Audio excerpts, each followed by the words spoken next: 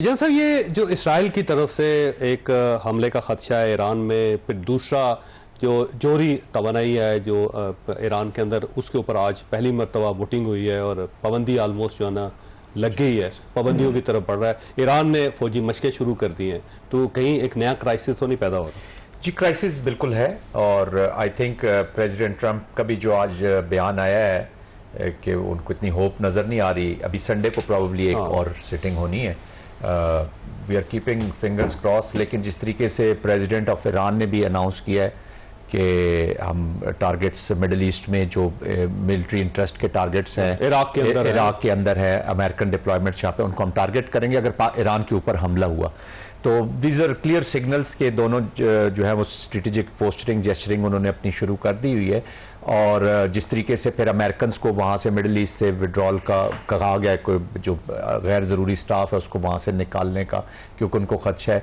तो probably things are very bad. Iran, देखिए, Israel की तो पहले भी ख्वाहिश थी कि किसी न किसी तरीके से अमेरिका को ईरान के अगेंस्ट पिच करके इस वॉर को किसी शुरू कराया जाए। जी, they wanted them to get entangled in this, और इनको ये सूट करता जो मिडल ईस्ट के अंदर वो इट्स मिडल ईस्ट के अंदर अमेरिका रोक क्यों नहीं रहा? सवाल ये है कि वो इसराइल को रोक क्यों नहीं पा रहा? देखिए, इसराइल को इसलिए नहीं रोक पा रहा कि इसराइल के मानना पड़ेगा कि इसराइल उनके एक प्रॉक्सी के तौर पर काम कर रहा है। इसराइल को जितना उन्होंने इक्विप किया है, जितना वेपनाइज किया है, और ये वाहिद हमारी जिंदगी में हमने देखा है कि, और भी मैंने जेनोसाइडल एक्शंस देखे हैं। अफ्रीका में ऐसी चीजें हमने जरूर देखी थी जो इतनी रिपोर्ट नहीं होती, लेकिन वहां पे पावर्स नहीं होते, वो कबीलाज ने इस तरह के जेनोसाइड के किसी एस्टेब्लिश स्टेट है, हम तो खैर उसको नहीं मानते लेकिन दुनिया उसको मानती है, इसराइल को एस्टेब्लिश स्टेट की पॉलिसी के तौर पे जेनोसाइड को, स्प्री ऑफ किलिंग, इतना फ्रीडम हमने पहले कभी नहीं देखा। अब उसकी वजह से हुआ क्या है कि जो कॉन्फ्लिक्ट रेजोल्यूशन के जितने भी इदारे या मैकेनिज्म्स हैं वो अंडरमाइन हो गए।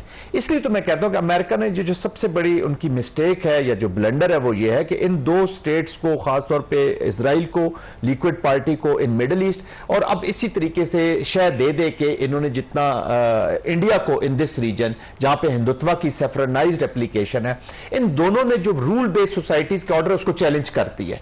ये अपनी मर्जी से इंटरनेशनल किसी को आंसरेबल हैं, कभी वो सेक्रेटरी जनरल यूनाइटेड नेशन पे रिमार्क्स दे देते हैं, अदालतें उनको, इंटरनेशनल कोर्ट्स को वो जीरो कर देते हैं। ये तभी करते हैं जब इनको शय हासिल होती है। तो आई थिंक अमेरिका के लिए भी ये बहुत डेंजरस होगा। ये कॉन्फ्लिक्ट जो है अमेरिका रशिया जो है ना वो ईरान को सपोर्ट कर रहा है इस वक्त, और ये एक दूसरी जंग शुरू हो जाएगी यूक्रेन के बाद अगर ऐसा हुआ। देखिए, रशिया भी ब्रूज्ड है, रशिया वेस्ट से नाराज है, यूरोप के साथ वो एक न एक, कम से कम ईस्टर्न यूरोप में वो अपनी रीगेन करना चाहेगा जो उसने लूज किया है, और वो कहता है कि इजराइल खतरनाक हो जाएगा ये सारा। आज एज ऑफ टुडे आज दुनिया एक बहुत ही खतरनाक जंग के धाने पर खड़ी हुई है, until unless के सेंस शुड प्रिवेल। और ये अगर आई कि ये रिपोर्ट अगर आ गई है जिस तरह भी आप फरमा रहे हैं, तो this is a dangerous report, it will have repercussions. अच्छा, फैसल जोशी साहब, ये फरमाइएगा सर, ये राना एहसान अफजल साहब से जो एक बात है उनकी, थोड़ा सा मानना भी पड़ेगा कि सारे अमीर लोग नहीं होते पार्लियामेंट में, बहुत सारे ऐसे लोग हैं जिन्होंने साइकिलों पे अमूमन कंपेन की होती है, JUI के कुछ लोग ऐसे हैं। जैसे MKM जो है ना उसके अंदर भी गरीब लोग हैं जो पार्लियामेंट में पहुंचते हैं। राणा साहब ऐसे मुस्कुरा रहे हैं, इनको मेरी इस बात से इत्तेफाक, को पाकिस्तान पीपल्स पार्टी और नूर लीग में कोई बंदा ऐसा नहीं है जो साइकिल पे कंपेन की हो या गरीब आदमी हो। तो ज़ाहिर मजबूरी है तनख्वाहें बढ़ाना, फिर तो तबसरा करना। हाँ, क्यों नहीं और काम भी करना ज़ाहिर है पार्लियामेंट काम भी। कौन कंपेन करता है सर? ये JUI के बंदे। कौन? JUI के पिछली जो कौमी असम्बली थी उसमें एक मौलाना थे, इमाम मस्जिद थे, उनको उन्होंने टिकट दिया था, उस बंदे ने साइकिल पे कंपेन की थी और वो कौमी असम्बली का हिस्सा बना। उनमें से उनका एक मिनिस्टर भी था जो शहीद हो गए थे, और वो भी इंतहाई गरीब आदमी था। हाँ, वो जो मेरिट में है। हाँ, ऐसे होते हैं, उसमें कोई शक की बात है। पार्टी ने इमदाद की होगी, क्योंकि देखिए बलूचिस्तान के तो हल्के बहुत बड़े, साइकिल पे कैंपेन मुमकिन नहीं, ठीक है।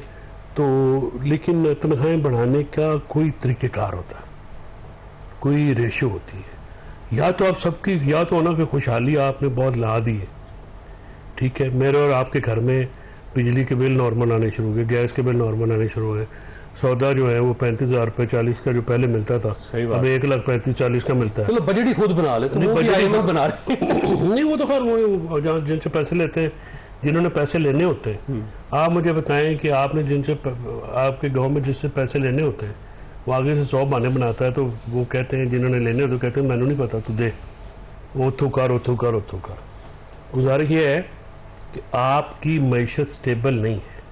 अब मुझे बताएं ना कि आपने हाउसिंग, ये जो रियल स्टेट का बिजनेस है, रियल स्टेट में पाकिस्तान का कौन सा इदारा है जिसकी अपनी हाउसिंग सोसाइटी नहीं है? आप हैरान होंगे, डीएचए तो है ही है ना, डीएचए, सुप्रीम कोर्ट की अपनी हाउसिंग सोसाइटियां, पुलिस की अपनी, एफआईए की अपनी, एफबीआर की अपनी, सेनेट की अपनी, नेशनल असेंबली की अपनी, प्रोविंशियल असेंबली की अपनी, रेलवे की भी थी पहले, हर बंदों की, हर इदारे की हाउसिंग सोसाइटी है। और तबाह कर दिए जंगल, जिसकी वजह से आज हम ये नतीजा भुगत रहे हैं। हम तो गांव के रहने वाले लोग हैं सर, वो जो हम बचपन में, कोई हम बहुत उम्र सीधा तो नहीं है, हमने देखा था हमारे जंगल होते थे सड़कों के ऊपर, ना कोई इन्होंने छोड़ी है, और सारी इलीगल हाउसिंग सोसाइटीज है।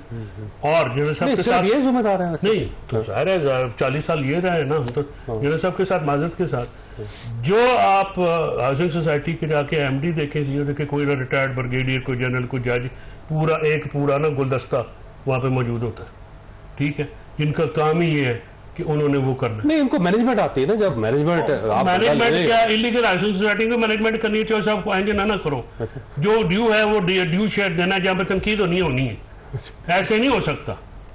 मैं आपके इधर आप जीटी रोड पे जाए, आप यहां से पेशावर से शुरू हो जाए लाहौर तक, वो चक्री के पहाड़ों के ऊपर झाड़ियां जो है उन्होंने खत्म कर दी हैं।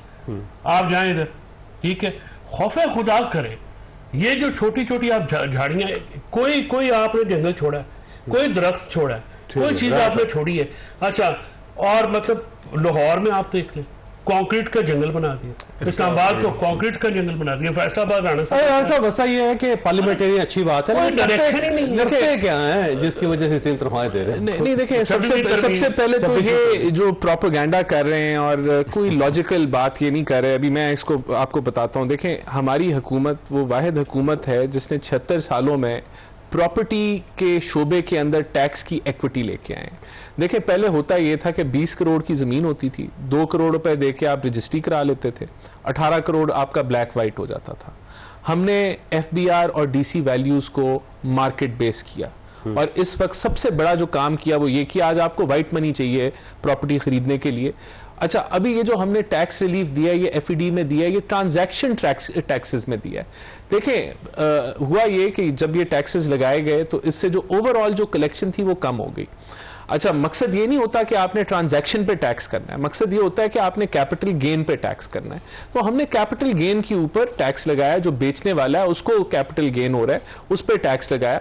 तो बिल्कुल ये हमने यहाँ कोई रिलीफ नहीं दिया, हमने जो ट्रांजैक्शनरी टैक्सेस थे उसको कम किया। तो मैं समझता हूँ जो 76 सालों में अगर रिफॉर्म प्रॉपर्टी सेक्टर में कोई लेके आया तो प्राइम मिनिस्टर शहबाज शरीफ लेके आए और हमारी हुकूमत लेके आई। सबसे पहले तो ये इंफॉर्मेशन दुरुस्त कर लें। अगर इन्होंने अगर इन्होंने सरफेस के ऊपर सुन लें, अगर इन्होंने सरफेस के ऊपर हवाई बातें करनी है जिसका ना जमीनी हकायक से कोई बातचीत तो करते रहे, उसका मैंने आपको बता दिया। देखिए, इलीगल हाउसिंग सोसाइटी तो इलीगल हाउसिंग सोसाइटी है ना, उसको तो जो है ना बिजली मिलती है ना। नहीं, देखिए, मैंने तो आपको बताया कि सबसे बड़ी जो रिफॉर्म हमने की वो ये किया कि मार्केट बेस्ड प्राइसिंग कर दी ना।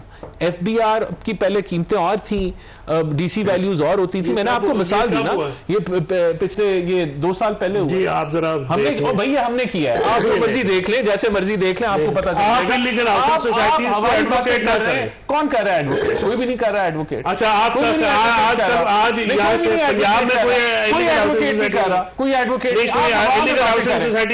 इलीगल हाउसिंग सोसाइटीज आपके दौर में नहीं थी तो उनको क्या खोल दिया? तो अभी आपको बहुत बड़े अपने चैंपियन है ना, हवाई बातें कर रहे हैं, जो जान का बिजनेसमैन है, इनकी बात नहीं, क्या सबसे से पैसे लिए, सबसे इलेक्शन कैंपेन जो है वो करवाई है, सबको टिकट लिए और उनको जो है इंसेंटिव दिया। आप मुझे बताएं, आपने इंसेंटिव दिया है। अच्छा, मुझे ना ब्रेक लेने दे। हवाई बातें नहीं सर, आप बता दें, प्रोपेगेंडा कर रहे नहीं, आप बताएं ना क्या किया भैया आपने टैक्स एग्जेम्पशन दी, रियल एस्टेट टैक्स लगाया। ब्रेक लेते, मैं यही से स्टार्ट करूं, छोटी सी ब्रेक हो, ब्रेक है वो दोबारा।